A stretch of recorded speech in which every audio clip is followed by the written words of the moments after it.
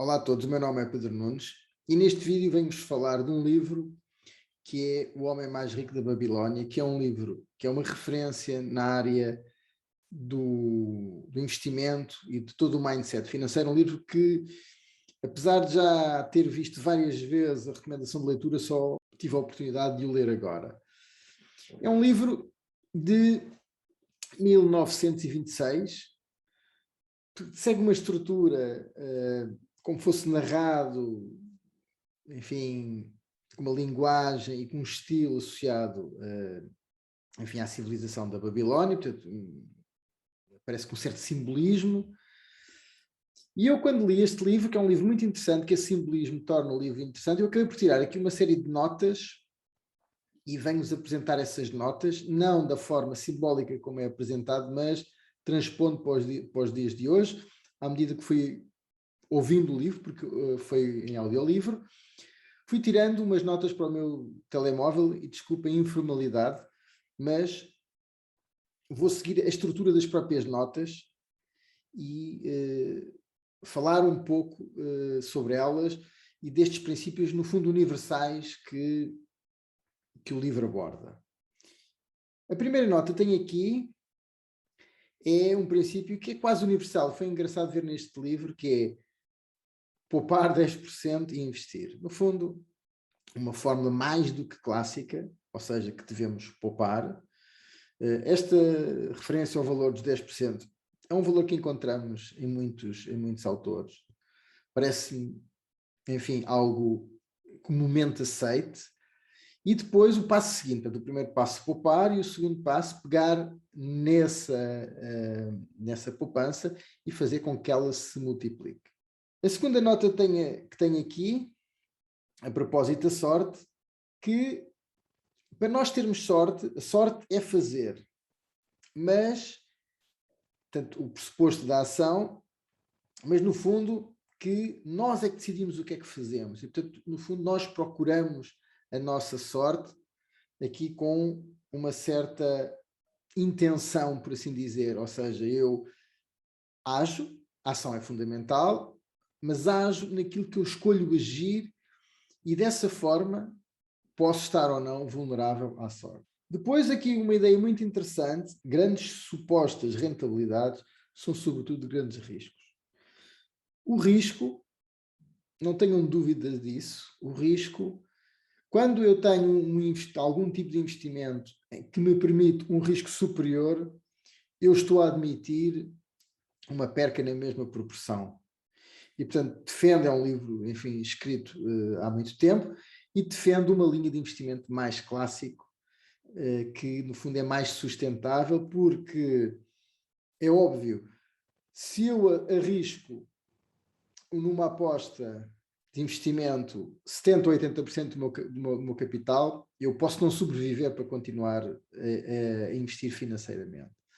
Daí que, no fundo, é como quase ir ao casino e fazer uma aposta onde ou ganho o dobro ou perco tudo. E ter sempre em linha de conta que não há rentabilidades garantidas no investimento, nem há rentabilidades que sejam elevadas e com risco quase nulo. Se eu corro um risco maior, tenho uma possibilidade de ter uma perca maior. Por outro lado, vai também na linha de que nós não devemos ter medo de gastar, estamos a poupar. No fundo, poupar é necessário, poupar é, sobretudo, não gastar naquilo que não é importante para nós. E, portanto, não é de todo entrarmos aqui numa lógica de austeridade e de não gastar de todo. É cortar no que não é necessário e investir naquilo que é importante para nós. No fundo, como eu escrevi aqui, o controle de despesas. Depois o livro também fala sobre nós termos múltiplas fontes de rendimento. Muito importante, se dependermos de uma única fonte de rendimento, que é a regra geral do nosso trabalho, corremos um risco maior se há um problema com essa fonte de rendimento. Se tivermos fontes de rendimento diversas e não correlacionadas, obviamente que a nossa segurança é maior. Depois, o livro também defende, e eu também sou um defensor, de investirmos na nossa própria casa e compra de habitação própria. Outro ponto que devemos procurar aumentar os nossos rendimentos e que este aumento se traduza com um objetivo específico. Eu dizer, por exemplo, eu quero ganhar mais 200 euros, 300 euros.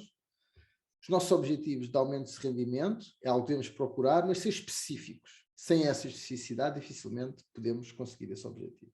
Depois, outra coisa que também faz todo sentido é que devemos arriscar quando a probabilidade está a nosso favor, o que é óbvio, no fundo, que devemos investir quando a probabilidade está a nosso favor. Vou-vos dar o exemplo, por exemplo, do investimento financeiro a longo prazo. Se há 200 anos que a Bolsa Americana dá um retorno de cerca de 10% ao ano, a longo prazo, obviamente que eu devo investir numa destas lógicas. A probabilidade disto acontecer é maior do que se, por exemplo, eu investir no prazo de um mês, num ativo mais de risco, obviamente, que aí a probabilidade já não está a meu favor. Que devemos procurar a ação, que devemos não procrastinar, no fundo, aquele ponto que já falei há pouco. A ação é o motor de procura da sorte e que a sorte é, sobretudo, nós aproveitarmos as oportunidades. No fundo, às vezes nós queixamos que não temos sorte, mas as oportunidades surgem-nos e nós não as aproveitamos. Outro ponto muito importante, que é o conhecimento é fundamental. No fundo, o conhecimento é aquilo que me permite depois agir da forma correta. Portanto, é uma procura incessante para o resto da vida e quem segue o caminho do conhecimento acaba por sempre ter sorte, porque sabe aproveitar as oportunidades. Depois, um ponto também ético. Devemos pagar as nossas dívidas, não só, no fundo, por essa questão ética, por assim dizer, mas também por uma questão de motivação. Quando nós fazemos aquilo que é correto, estamos mais motivados. Para terminar, queria só aconselhar-vos a ler o livro, porque realmente foi um livro, é um dos clássicos da liberdade financeira, do investimento. Como viram, está cá tudo. Não é preciso mais do que estas regras que eu enunciei.